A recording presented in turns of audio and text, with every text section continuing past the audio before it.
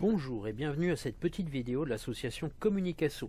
Alors aujourd'hui on va voir quelque chose qui pourrait très bien servir à beaucoup, puisque moi je m'en sers assez régulièrement. Il s'agit donc de ce qu'on appelle les raccourcis clavier. Alors c'est quoi un raccourci clavier d'abord et avant tout? Un raccourci clavier en fait c'est tout simplement quelque chose qui vous permet, grâce à des manipulations sur le clavier, de gagner du temps sur certaines manipulations. Alors je vais vous faire les deux, je vais vous faire les manipulations classiques et les manipulations au raccourci clavier pour que vous vous rendez compte un petit peu du gain de temps qu'il peut y avoir quand on connaît quelques raccourcis clavier. Alors un raccourci clavier d'abord et avant tout c'est deux boutons du clavier qui sont utilisés en même temps, deux touches du clavier qui sont utilisées en même temps. Donc toujours savoir que quand on utilise un raccourci clavier, celui-ci s'utilise toujours de la même manière, je repars de zéro, celui-ci s'utilise toujours de la même manière, c'est-à-dire en fait, vous utilisez le raccourci clavier de manière à ce que la première touche reste enfoncée et que la deuxième touche ne soit utilisée qu'une fois. Alors le premier raccourci clavier que moi j'utilise, c'est celui qui permet d'accéder à ce qu'on appelle l'arborescence, donc le système de classification de votre ordinateur. Donc ça se fait avec la touche, donc vous aurez les éléments qui s'afficheront à l'écran, donc ça se fait avec la touche Windows maintenu appuyé et une fois E. Quand on fait cette manipulation là, voilà, on se retrouve directement dans l'arborescence de son ordinateur. Donc cette arborescence permet de faire différentes choses. Ce qu'on va faire aujourd'hui, c'est justement voir un peu un cas pratique de ce qui peut être fait grâce à cette arborescence et grâce à ces raccourcis clavier. Donc la plupart du temps quand vous faites des manipulations, vous les faites bien évidemment avec le clic droit de la souris, ce qui est une solution assez intéressante mais qui peut s'avérer quelquefois embêtante, voire quelquefois pas dangereuse, mais en tout cas qui peut être source d'erreur et qui peut faire en sorte qu'effectivement certaines de ces manipulations finissent par donner quelques petites erreurs. L'erreur la plus commune étant le fait de nommer un dossier et de se tromper dans les clics et finalement de se retrouver avec quelque chose qui va s'appeler nouveau dossier. Donc ce que je vais montrer maintenant, ce sont les différentes techniques en fait qui permettent de créer un dossier simplement, sans trop de complications et surtout en faisant en sorte justement de pouvoir obtenir quelque chose d'assez propre et d'assez rapide. Alors pour la démonstration d'aujourd'hui, on va utiliser quelque chose que les possesseurs des ordinateurs jusqu'au Windows 7 connaissent bien, puisque c'est le dossier qui contient les échantillons d'images. Donc ce dossier d'échantillons d'images, je vais en faire une copie ici sur mon ordinateur et dans ce dossier-ci. Alors ce qui est important, petite chose importante que je tiens à signaler tout de même, ce qui est important surtout, c'est pas tellement le fait de créer un dossier, mais de savoir où on crée. Donc la première chose à connaître sur votre arborescence, c'est la présence de cette petite barre d'adresse qui vous permet en fait de savoir où vous vous situez dans votre ordinateur lorsque vous créez un dossier. Je pense que c'est la chose la plus importante sur votre ordinateur parce que c'est vraiment quelque chose qui vous permet de retrouver facilement, aisément ce que vous avez déjà pu enregistrer sur votre ordinateur, les dossiers que vous avez pu créer, et comme ça vous êtes certain qu'il n'y a pas de souci particulier pour retrouver ces éléments. Alors moi, ce que je vous conseille, c'est justement à chaque fois de bien vérifier que vous êtes à l'endroit où vous souhaitez enregistrer. Alors il y a une méthode qui est utilisée par beaucoup de gens que j'apprécie pas trop, que je vais vous montrer en premier lieu, c'est la méthode du glisser-déposer. Alors je vous explique un peu ce que c'est que le glisser-déposer. Le glisser-déposer, c'est en fait une sorte de couper-coller, mais qui est fait de manière justement à, comment pourrait-on dire, qui est faite de manière justement à utiliser deux arborescences. Donc je vous montre un petit peu, j'ouvre une deuxième arborescence, donc je refais Windows E, et je vais donc retourner dans mon dossier images, et je vais retourner aussi dans mon dossier test. Donc là, je souhaite créer un nouveau dossier. Donc il existe un raccourci clavier qui permet de créer un nouveau sous-dossier dans un dossier.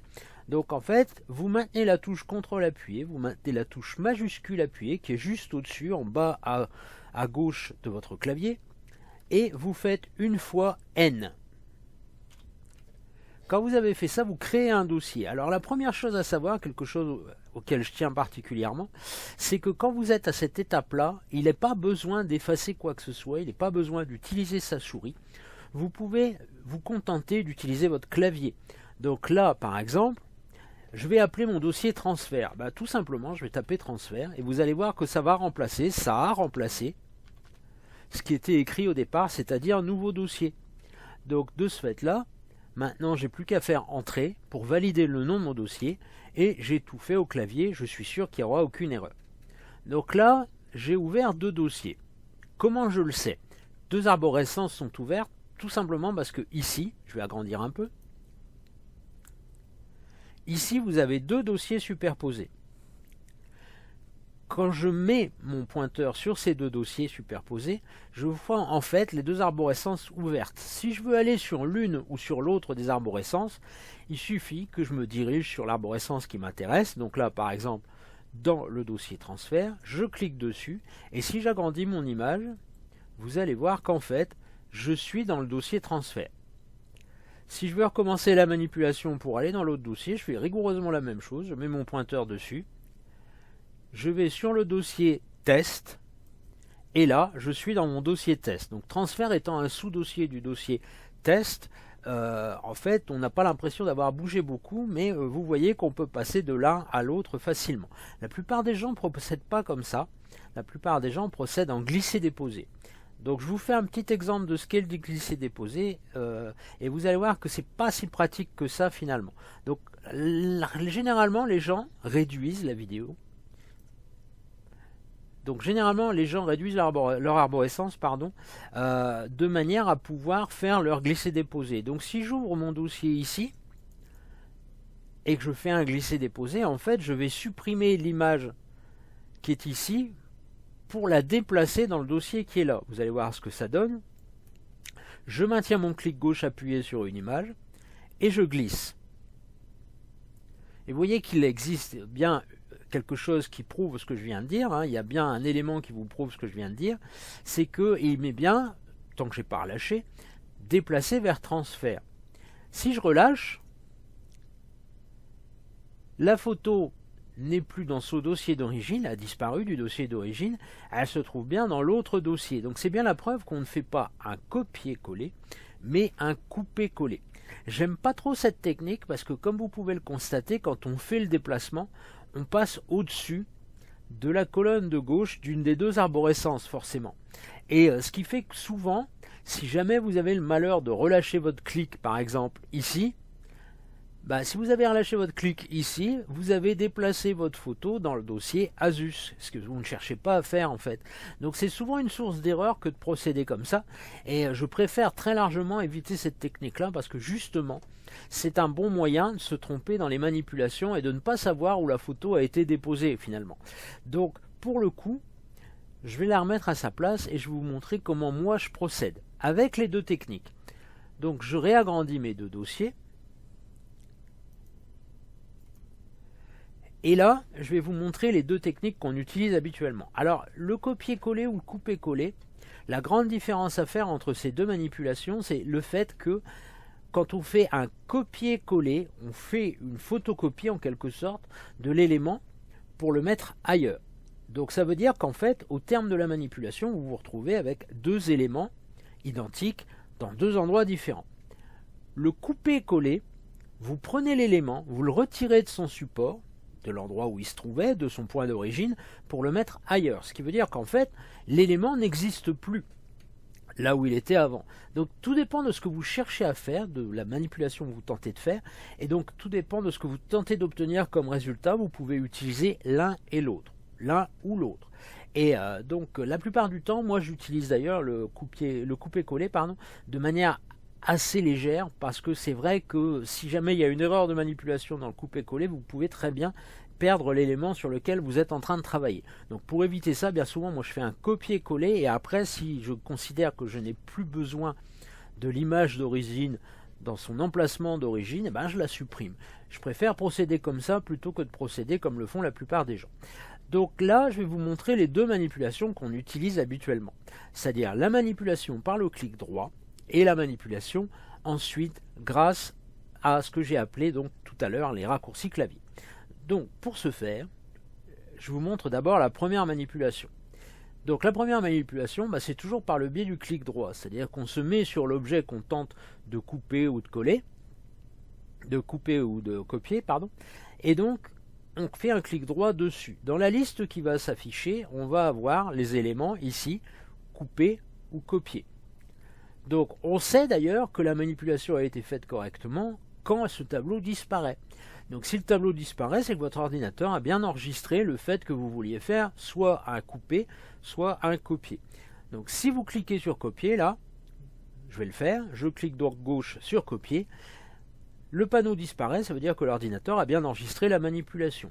Je retourne sur mes deux dossiers compilés, et je vais donc dans le second dossier. Je vérifie que je suis bien au bon endroit, donc ce PC, image, test, transfert. Je fais un clic droit sur une partie blanche du tableau de droite. Alors pourquoi sur une partie blanche? Tout simplement parce que ça évite les erreurs et ça évite de faire votre copier-coller dans un dossier déjà existant à cet endroit-là. Bon là pour le coup effectivement il n'y a rien, mais il se pourrait très bien qu'il y ait quelque chose. Donc là je fais mon clic droit n'importe où et je fais mon coller. Le transfert est effectué, donc j'ai bien ma photo qui a été non pas coupée, donc elle n'a pas disparu de son emplacement d'origine, mais copiée et collée ensuite dans le dossier. Donc ça c'est la manipulation qu'on fait habituellement. Et c'est la manipulation qui est faite en fait avec la souris uniquement. Donc là je vais vous montrer en fait la manipulation, mais cette fois-ci avec le raccourci clavier. Donc tout se fait, pour ce qui concerne le copier-coller et le couper-coller, tout se fait avec la touche CTRL qui se trouve en bas, tout en bas à gauche de votre clavier. Donc je maintiens la touche CTRL appuyée, je sélectionne, si ce n'est pas déjà fait, la photo qui m'intéresse, et je fais cette fois-ci CTRL C. Alors il ne se passe rigoureusement rien, vous ne verrez rien à l'écran qui vous permettra, aucun indicateur sur l'écran ne vous permettra de savoir que la manipulation a été faite correctement. Mais cette manipulation est faite. Donc si vous allez dans le dossier où vous souhaitez copier votre photo, ou votre élément, cette fois-ci vous allez faire CTRL maintenu appuyé et V. Alors comme la photo est déjà là, bien évidemment mon logiciel réagit. Et donc je choisis un élément, mais logiquement il n'aurait dû rien avoir dans le dossier, et donc la copie serait faite tout simplement. Donc là j'ai fait ce qu'on appelle donc un copier-coller. Je vais refaire cette manipulation là, mais cette fois-ci en faisant un couper-coller. Alors vous allez voir que ça va réagir un peu différemment. Donc je retourne sur ma compilation de dossiers, je choisis le premier, et je retourne ici. Je sélectionne ma photo. Vous voyez qu'elle est encadrée en bleu, ça veut dire que la photo est bien sélectionnée. Ensuite, je fais CTRL, maintenu appuyé, et X. Alors, pour ceux qui voudraient se rappeler de la manipulation, quand on fait un couper-coller, le couper se fait avec le raccourci CTRL X. Pensez à une paire de ciseaux ouvertes quand vous pensez à CTRL X, comme ça vous permettra de comprendre qu'en fait l'élément il est coupé. Alors, il va y avoir une petite nuance à faire tout de même, c'est-à-dire que quand je vais faire la manipulation, vous voyez que la photo c'est légèrement grisée, va-t-on dire, donc elle est un peu plus claire, et donc ça prouve bien qu'il a pris en compte la manipulation. Dans le cas d'un couper-coller, vous voyez tout de même que la manipulation a été faite du fait que c'est légèrement opacifié, légèrement plus clair, on voit au travers, c'est bien la preuve qu'en fait la manipulation a été faite correctement. Là, il va le retirer de son emplacement d'origine pour le mettre ailleurs. Donc je retourne sur mes deux dossiers compilés, je rechoisis mon deuxième dossier, et là cette fois-ci je vais faire CTRL et V.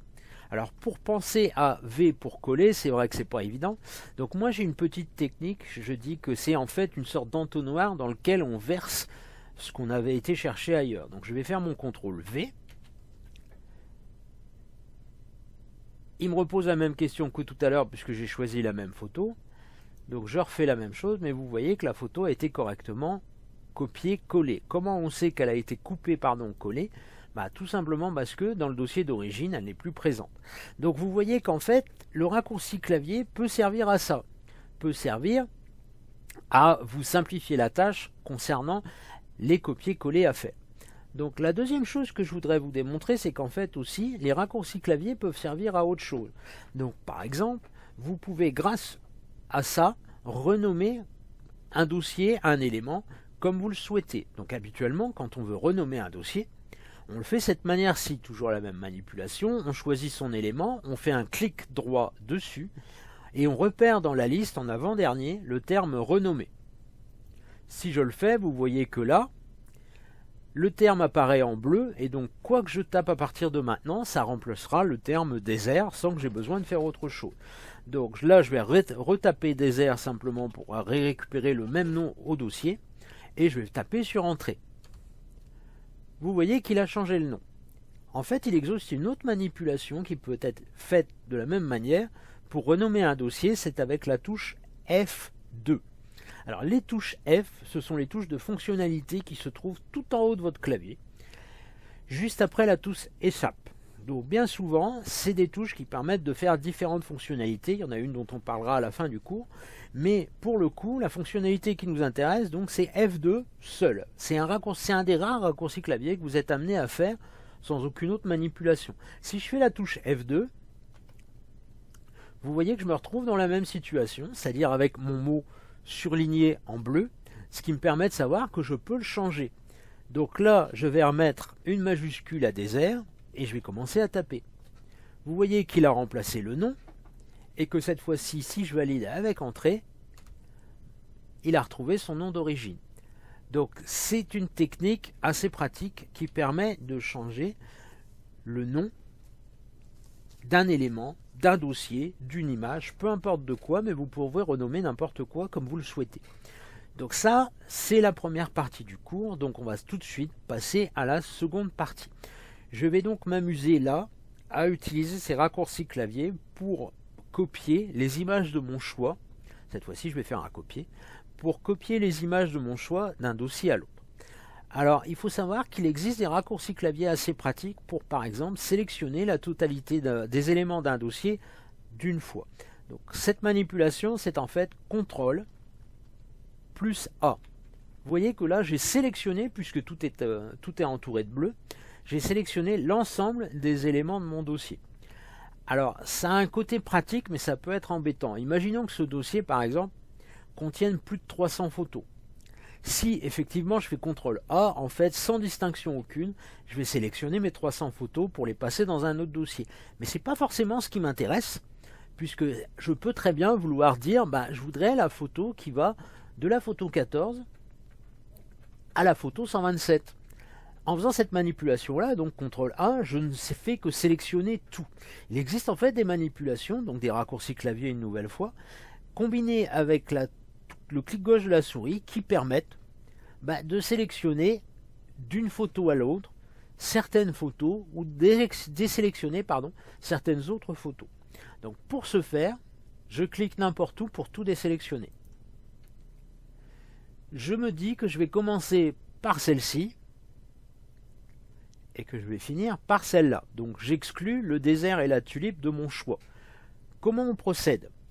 Si on choisit une photo et qu'on clique dessus, et qu'on ne touche à rien sur le clavier, dès qu'on va tenter de sélectionner autre chose, en fait, la première sélection du moins, va être annulée. Ce qui fait que vous ne pouvez pas sélectionner deux éléments à la fois. Regardez, je le fais plusieurs fois. Vous voyez qu'on ne peut pas normalement sélectionner deux éléments à la fois. Pour pouvoir sélectionner deux éléments à la fois, ou plusieurs éléments à la fois, il faut en fait faire une manipulation au clavier. Donc la manipulation qui nous intéresse là pour le coup, pour sélectionner de la fleur jusqu'au pingouin, ce sera la manipulation suivante, c'est de maintenir la touche majuscule appuyée. Alors la touche majuscule, c'est pas la touche avec le cadenas, c'est celle qui se trouve juste en dessous.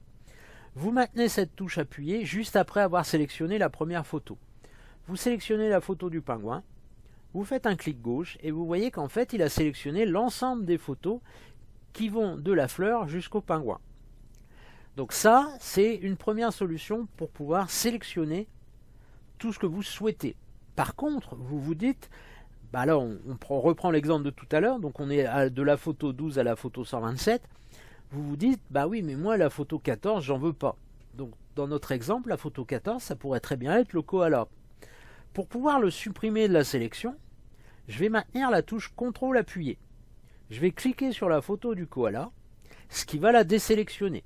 Mais ça ne va désélectionner que la photo du koala, pas le reste. Donc ce qui veut dire que j'ai encore 4 photos sélectionnées, et donc là par exemple, je peux commencer mon copier-coller. Donc toujours pareil, la manipulation pour le copier, donc CTRL maintenu appuyé, plus C. Donc sachez que ce qui s'affiche en bas de l'écran s'affiche par rapport à mon programme, mais pas par rapport à votre ordinateur. Votre ordinateur, en fait, quand vous faites cette manipulation-là, normalement, n'affiche rien. Donc forcément, ne vous fiez pas à ce qui vient de s'afficher en bas de mon écran. Je retourne sur ma compilation de dossiers. Je reclique sur le dossier qui m'intéresse. Je revérifie que je suis bien au bon endroit, c'est-à-dire dans le dossier transfert. Et là, je n'ai pas à faire de clic ou quoi que ce soit. Je fais juste CTRL V. De ce fait-là, je vais copier la totalité des photos du premier dossier dans le second, et vous voyez bien que de toute façon, il a bien sélectionné les 4 photos que j'avais prises, et donc n'a copié que les 4 photos que j'avais prises. Ces petites techniques-là permettent de gagner du temps, et vous permettent aussi de pouvoir retrouver facilement des éléments, tout simplement parce que vous avez choisi de les copier de manière un peu plus complète et plus active que ce que vous faites habituellement. Le raccourci clavier est là surtout pour vous aider en fait à faire ces manipulations et à comprendre un petit peu ce qui peut arriver à votre ordinateur. Donc cette partie-là est terminée. Je vais vous montrer un raccourci clavier qui peut vous servir aussi tous les jours et qui peut surtout vous servir lorsqu'on parle de virus. Donc déjà là, la première chose que je vais faire, c'est fermer l'ensemble de mes dossiers. Donc pour fermer un dossier, vous pouvez utiliser une combinaison de touches, donc un raccourci clavier, qui permet en fait de fermer soit un programme, soit un dossier. Donc cet ensemble de touches, en fait, c'est d'abord la touche Alt qui se trouve juste à gauche de la barre d'espace, et ensuite une touche de fonctionnalité qui est la touche F4. Si vous faites cette combinaison de touches, en fait, vous allez fermer votre dossier. Je refais la combinaison de touches, je referme mon dossier, je me retrouve donc sur ma page d'accueil. De là, je vais vous faire une petite démonstration de ce qui peut arriver avec certains virus. Donc, on va simuler le virus, parce que je ne l'ai pas sur mon ordinateur, mais on va simuler le virus de manière à ce que vous compreniez ce qui peut arriver. Donc, par exemple, le virus Zeus, qui est un virus qui va, en fait, prendre, on peut dire en quelque sorte, le contrôle de votre ordinateur et vous empêcher de faire toute autre manipulation que l'écran qui va vous afficher. C'est extrêmement bruyant, Zeus, et donc ça devient assez vite embêtant, et on se rend compte en fait qu'on ne peut rien faire, qu'aucune des manipulations qu'on fait ne permet de fermer cet élément-là. En fait, c'est une fausse impression. Je vais vous montrer en faisant une petite recherche sur Internet. Donc là, on va faire comme si ce qui va s'afficher sur l'écran est véritablement le virus Zeus. Alors ça ne sera pas le virus Zeus, hein. Ce sera tout simplement, on va essayer de trouver une petite vidéo du virus Zeus sur Internet.